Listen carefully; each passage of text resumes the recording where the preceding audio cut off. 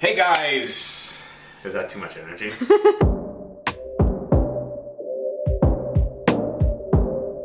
Hey guys, Jules Cano here from Serpentine Fire. I'm making this video because I see a lot of threads talking about how my my baby rhino rat snake won't eat. In this video, what I'm gonna actually talk about and show you is how I go about feeding my rhino rat snakes, kind of the way I think about it, and just the method I use. So I'm on my third year of breeding right now, so I've raised 3 clutches. I know that's not the most snakes anyone has ever raised, but I have a little bit of experience and have kind of developed something that works for me. So maybe something here can help somebody who's kind of struggling with their baby right now. Right off the bat, I don't feed fish. I never have. Not that I'm against it. If it works for you, do it. It's great. Variation in diet is always a good thing. I just don't want to deal with the fish situation. I don't want to have to buy fish, keep them alive, have a tank, put them in a water bowl, watch them die because of lack of water quality or whatever. I just don't want to do that, and I've been able to raise my animals successfully without fish. I use strictly frozen thawed mouse pinks, and I use various pieces of the pink at different stages of their development until I get them onto a whole pink, and then it's downhill from there. What I've noticed with baby rhinos is that you have maybe 3 different personalities, let's say. So the first one, and my favorite one, is that super aggressive or defensive one that just strikes at anything and everything, because those guys, maybe they're not the most confident because they're probably striking out of fear. They're very defensive. I don't know the mind of a snake, but the fact that they strike, that gives me a great shot at being successful in feeding with those ones earlier on than these next ones. So the next one is basically they are also scared little babies, but instead of striking, they try to flee. They'll jump out of your hands. They'll just, run around wildly trying to get out of there. Within these ones, there's ones that will occasionally strike, which is great because you need that in order to be successful with feeding. And then there's the kinds that they won't strike, or they might strike once and then never again. So with these ones, you have to do a method. What I do is a method of assist feeding. I never physically open them up. They're just very small, but I'll show you how I do it if I have one today that just won't strike for me. And then the last one is the most annoying one. I've had a couple babies in each clutches that are like this, but they just absolutely do not open their mouths, and they might even be kind of timid. They don't even try to flee. They just they just sit there. They don't open their mouth. It's just frustrating to try to get them to strike. So with these ones, you definitely always need to do this kind of assist feed method that I'll show you if I have one of those today. Ultimately, my goal kind of morphed into this over the clutches, but my goal is to just drop a pinky head in a deli cup, and I leave that in their enclosure overnight. And to me, I love when they get to that point because it makes feeding these guys, which is usually a challenge, it makes it easy when they get to that point, and also it just reduces the amount of time it takes to feed a bunch of these babies. So if I get to a point with them where I'm dropping a pinky head in a deli cup and they're just taking it overnight or quicker, I'll just continue to feed them like that until a later stage in their life. Ultimately, I want to get them back on taking food from the tongs if I'm holding on to them myself. If I'm selling them to people, that's another thing I'll talk about in a different video, but I will never sell a baby that has only eaten 3 times from me. You're going to get a baby from me, and I think this should be the same with everybody, but that's my own personal opinion, that, maybe it takes 6 months to raise that baby until it's eating consistently. So if I have a baby that I'm putting in a deli cup with just a head, and it's been taking that head for months, and I'm very confident in the fact that it is now confident in eating and growing on its own, then I can feel comfortable selling that baby to someone, and I know it's off to a good start. I'll talk about that in a later video, because I think that's something that's one of the most important things when getting a rhino for yourself off somebody.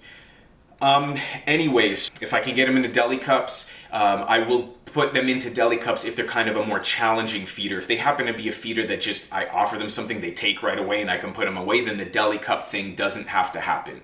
But based on those 3 or 4 different kind of rhino personality types that I mentioned, those are kind of the ways I go with them. So let's start off feeding. So I have 3 tubs in front of me right here with 3 different babies. I don't know who is who here, but I have my cards on them to tell me which one is which. So I'm gonna, who's this one? This one is number 2. And this one seems, so I keep records on all the time, on all my babies, and it looks like this one, since its first shed and first feeding, it's been my way of assist feeding. So we'll see what happens with it right now. What I'm gonna do here. So I start my babies off, like I said, on different parts of mice pinkies. I used to, on my first clutch, I started with heads, and I found that it would take me like over 2 hours to feed 10, 11 babies. And I just don't like that. I've kind of found this new way for myself where I will feed them now a leg, like a little drumstick. So the reason why I do this is because when they strike and they catch the leg, it gets caught in their mouth in a weird way, and then you can wait them out. And they can't spit them out. It's hard to spit out, so they just swallow it. And that'll be my first few feedings with a lot of babies until they gain a little bit of size and a little bit of confidence to take a head. So, you know, on here, it looks like, this one was hatched, this one shed out after hatching, because I don't feed them until they shed out. This one shed in October, beginning of October, and it's been on legs up until my last feeding. It's December now, end of December actually. All of my babies are kind of at a point where they're all on heads now. But because I've seen these posts of people having trouble, I'm gonna go back a step and I'm gonna show you how I do it with the legs. So if you're having trouble feeding, this is a good way of starting with the trouble feeders. So I have a bunch of cut up parts right here. So this is basically, I don't know, maybe I'll move closer to the camera here. There we go. So this is basically a pinky drumstick. Looks like a rear leg. So like I said, this little one has kind of been assist fed the whole time. But you see this one kind of has no interest. Starting to run a little bit. I give him a chance always. Tease him a bit. Usually I don't talk so much.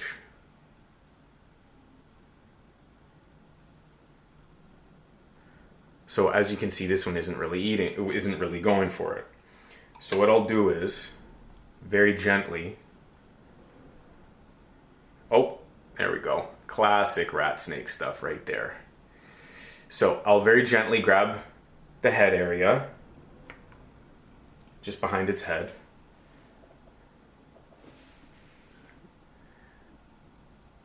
And I try to coax its mouth open. I'm holding a little too far behind the neck, but let's see what happens. Here, let me try. And you got to be very gentle when you're kind of manipulating the snake in this way. Okay, I'm trying to get its mouth to open. There we go. And then I'll let it hold it.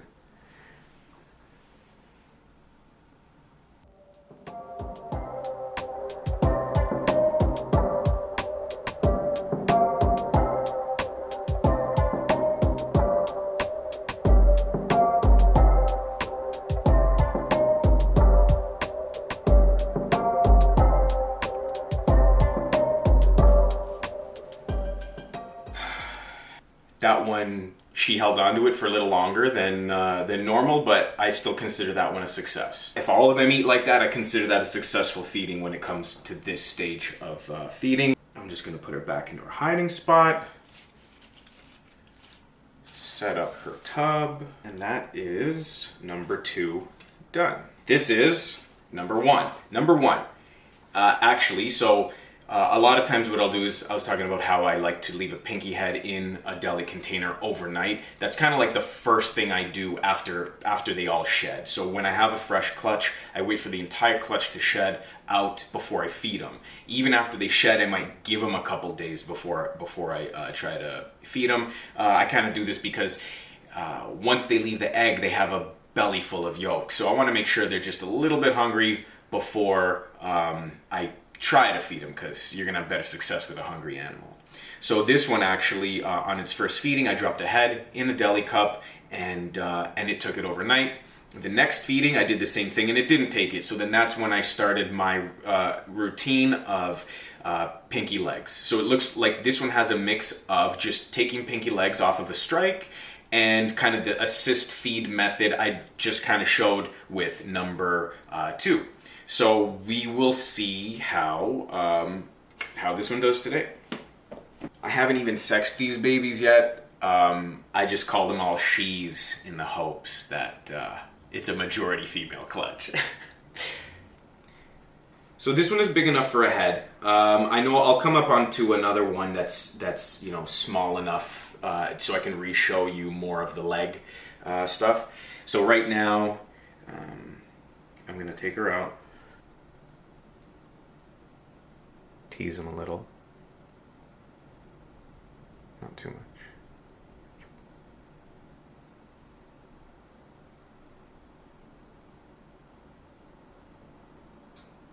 Cool.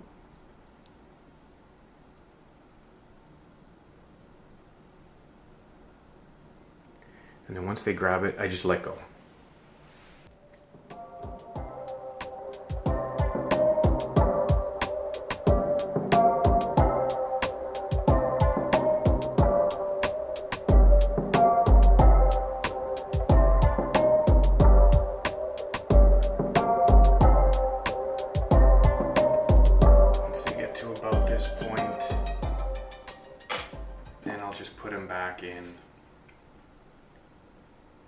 If you put them in when the mouse head or the mouse part isn't fully inside their mouth, they'll pull some craziness where they rub it up on the floor or the side of the enclosure and get it out of their mouth. So I like to hold on to them until it's a good way down, if not fully inside their mouth altogether. And one thing I'm going to mention is that I always hold them in my hand at this size when feeding them, because even the ones that strike, if you know, after a couple strikes, they might decide to flee. So because of that tendency, you know, you're not going to have success if you're chasing a snake around a tub with a pinky head or a pinky leg trying to get it to eat. So when it's in my hand, I'm just restraining it gently in my hand, teasing it slightly, not so much that I'm scaring it, trying to get a little strike out of them, tapping the little horn a little bit, just trying to get that strike. And once I get a strike, like as we saw with this one, it snatched it off the tongs on its own. It was kind of sideways, the head. I usually like it to be more straight, and it's an easy swallow, but this one did just fine. So on to the next one. This one is number 3. So this one has eaten every single meal, non-assist method, on its own. So this one potentially is a good striker and a confident eater. So we're gonna see what happens today.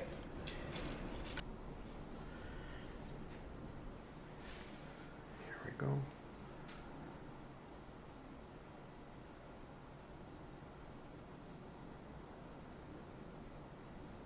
Did that fall? All right, just got a fresh leg. The other one, she dropped it on the floor, got a little dog hair on it. Let's see how she goes with this one. here we go.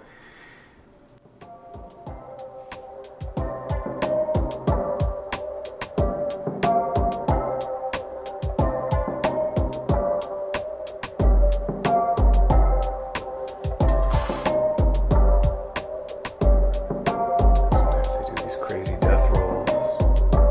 And she swallowed it. So the beauty with the legs is that they're hard to spit out, and I'm not putting them down when it's in their mouth. Only one thing to do is to eat your food. Okay, I brought out 3 more. I'll show a little bit more of my process with these 3. I'm holding each one in my hand for feeding. I'm offering either a leg or a head, depending on where they are in the process. Typically, I'm starting them on legs because, again, legs are easier to catch on a strike, harder to spit out because they are typically more inside the mouth upon catching. I'll just give them the time they need in my hand to start swallowing. Once I see that movement in their face to swallow, that's when it's in enough where I feel comfortable putting them back in, where I know that they can't kind of squirm around with their mouth open and rub a leg that's sticking outside of their mouth or a head that's sticking outside of their mouth on the side of the bin or on the floor. Then I will put them back in so they can finish swallowing in peace. And have it be as good an experience as possible. So I did 2 that took on their own, 1 with the assist feed. I kind of want to have more with the assist feed to kind of show you the way I assist feed, but it looks like, we'll start with this guy over here. This is number 9. This one looks like it has some assisting going on. And basically, I think like most of my guys' last feeding took a pinky head overnight in a deli cup, which, as I was saying before, is my goal to get to after the first couple months. But this one has been assisted a little bit more than these 2 over here, so I'll try assisting this one. We'll go with another leg on this one, unless she takes on her own, which I will fully support that.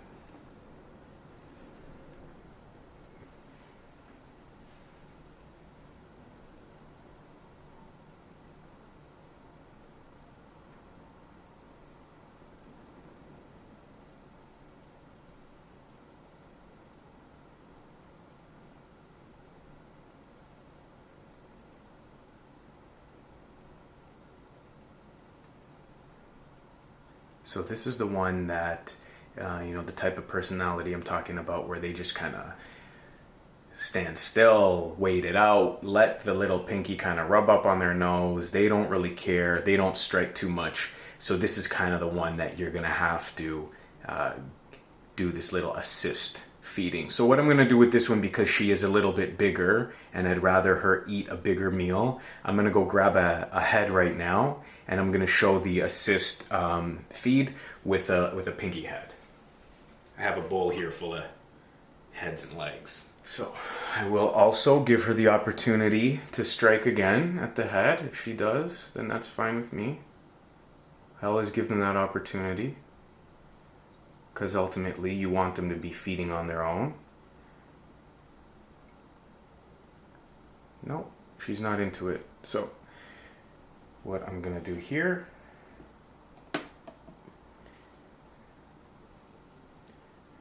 I'm going to gently grab her up here by her neck area, let her coil around me or hang, and let's see. There you go.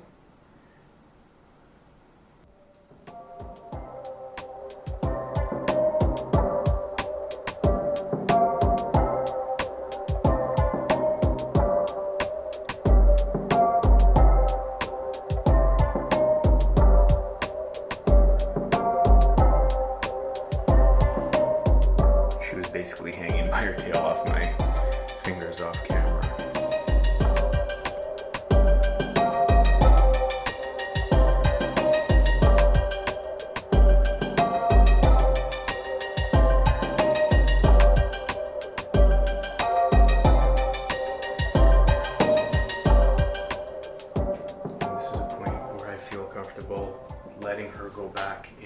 her enclosure.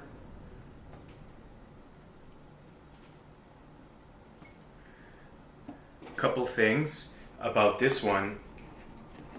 She made it look really easy. The head, once it got close to her face, she opened her mouth up nice and wide where I was able to get it right in there. The way I assist feed these guys is I'm not forcing anything. I'm kind of like, I'm putting gentle force on their mouth opening just to get them to open on their own. Once they open on their own, I could kind of leave it in there. And then that's what I'm trying to do. I'm never actually, restraining them super hard, opening their mouth on my own, shoving the thing inside their throat. Like, none of that is going on. I'm just I am restraining them. I'm holding them gently behind the head, as close behind the head as possible, and kind of gently pushing up on the mouth opening until they open up. And then that's when I just move that distance, I close that gap, let go of the food item, and then it's in their mouth. And then I let them do the rest. So she made that one look very easy. All right. This one, number 8, is literally named Striker. This one, I love this one. This one isn't going anywhere. Hopefully she is a she. She is a gorgeous one, and she comes real with it. So let's get her ahead and let's see if she does it today. I kind of bigged her up a little bit, and we'll see if she proves me right or wrong. Hey, girl.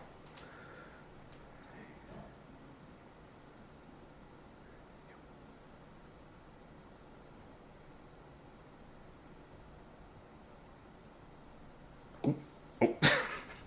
All right.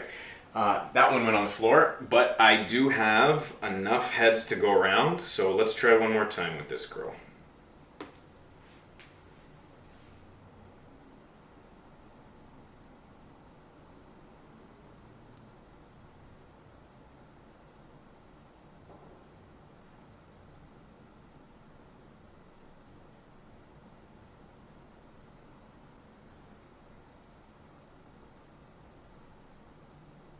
Help her out with this one.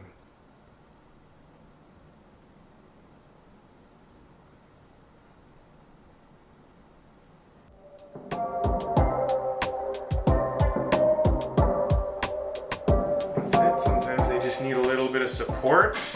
Nice and easy with this one. And we will put her back gently. This one is nuts. She shot out of her enclosure last week right into the sink. Good thing I did have the plug in there, but it could have been not a good day if I was lazy about it that day. Okay, this one, number 4. So number 4, no assisting here, just straight striking and taking from me. Pinky legs. She's been on heads for the past 2 feedings. We'll just try heads again with her.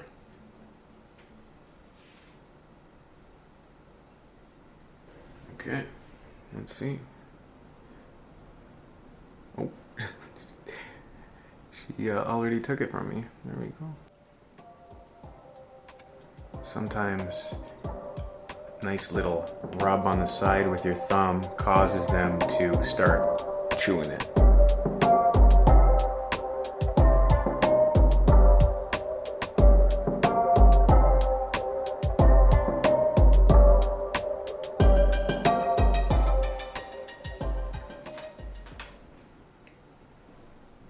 All right, I have 3 more here.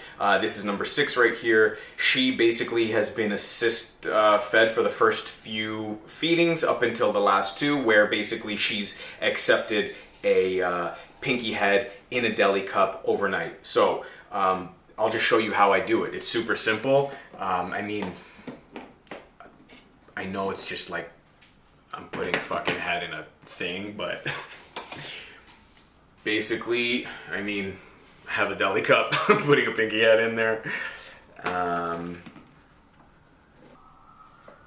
She's growing nicely, looking great. I'm just gonna get her in her deli cup there.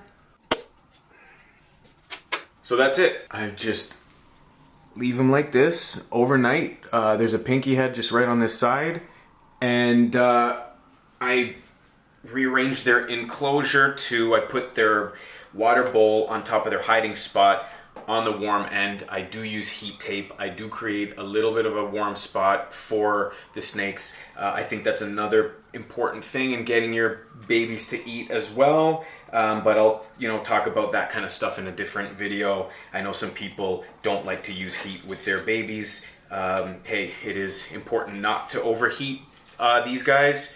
That's definitely a concern.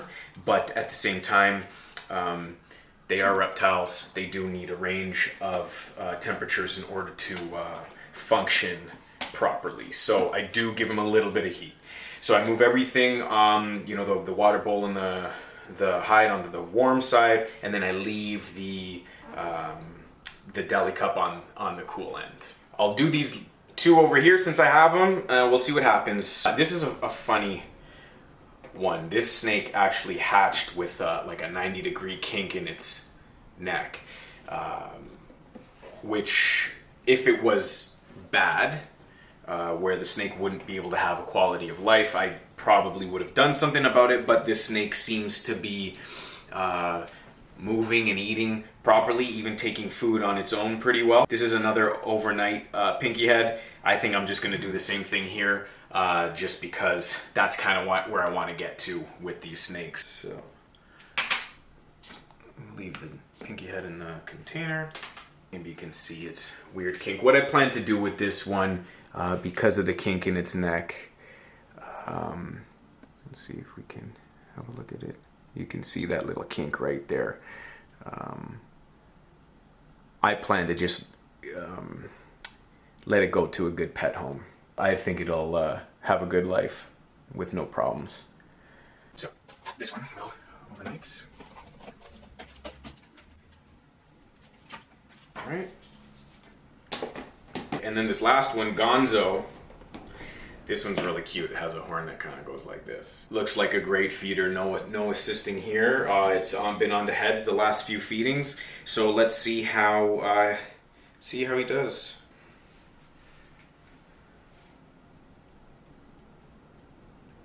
Oh, there you go.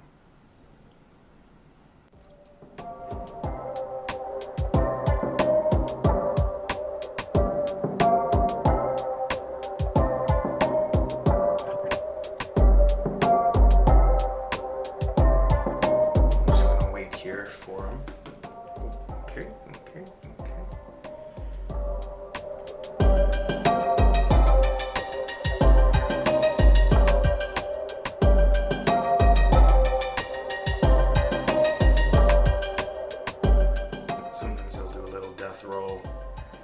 You just gotta gently catch them, reposition them.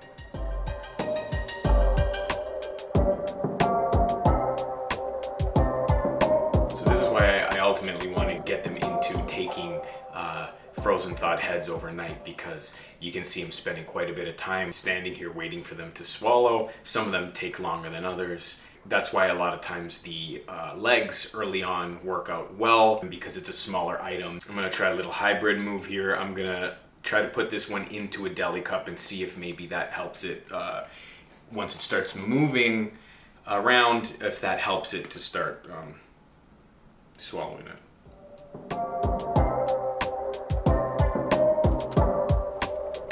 And all it did was cause it to push up against the side of the deli cup, allowing the head to be dislodged from its mouth. That's why you wait it out, but sometimes they do use that pressure of the wall to start swallowing. I'm running on low battery here, but we're gonna see what'll happen before we die.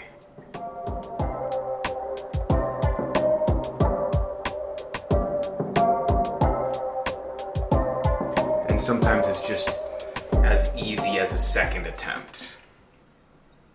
If I was feeding some of them and they were just being really difficult, if like a second attempt just wouldn't work, I would just leave them overnight with a deli cup, and sometimes they surprise you in that way. All right, so yeah. Babe, I forgot, what do I talk about? All right, to recap everything, rhinos are either gonna be aggressive and strike at you, or they're going to run away and maybe strike, or maybe they won't even strike at all. Ultimately, my goal is to get hatchlings up to a point where I am just dropping a head in a deli cup and leaving them in overnight. I'll try that first. My very first attempt is an overnight head in a deli cup. If they leave it the next day, then that's when I start with my pinky legs. So I'll start feeding them pinky legs. The aggressive ones will, take it, and then I wait them out. I always hold them in my hand. I wait them out. Once they start swallowing, I wait till it's deep enough to safely put them back. So this way they don't, if it's sticking out, they rub it up on the side of the wall, as we saw. They'll take it out of their mouth and win. You know what I mean? So the next type of snake, they might not strike so much. So the assist feed way, just gently, you're restraining the snake behind the head, gently, touching its mouth so it gets a nice wide mouth, or even just a little bit open where you can kind of get it in halfway through the mouth, and then leave them alone. Wait them out. Let them do it. If they drop it, you just make a second attempt. I just do a couple of attempts until I get frustrated if it's not working, and then I'll just put them. I'll just either put them back and just not. That week they didn't eat. That's fine. They'll be more hungry for the next week, or I'll put them in a deli cup again overnight. And that's my third way of doing it, the deli cup overnight, and that's where I want to get to. Eventually, I don't necessarily like to stay there. I get to a point where they're big enough, confident enough, and they know what's up, where all of my yearlings, 2-year-olds and older, at this point, I just feed them off tongs, they take them, they're big enough, confident enough, and they know the deal. That's where you want to get to. But when I have a clutch of multiple babies, some that are going to be holdbacks for me, some that I'm going to sell, I will not sell babies until they are eating in a deli cup confidently off of frozen thawed pinky heads, and even up until full pinkies in there. Once they get up to a nice size, I'll leave them in there with a small full pinky, and that's the next step. So yeah, I mean, guys, this is my first video. I hope there's information that helped. I'm going to be posting more videos like this. I mean, I see people do this all the time, you know what I mean? Like and subscribe. I hope you can do that same thing for me if you're into this. And if you have any questions, just, I guess, comments below. I'll probably read them and obsess over them, potentially. I don't know. We'll see. I'm a new YouTube user. Yeah. Thanks for watching. I really hope this has helped some people. And we'll see you guys next time.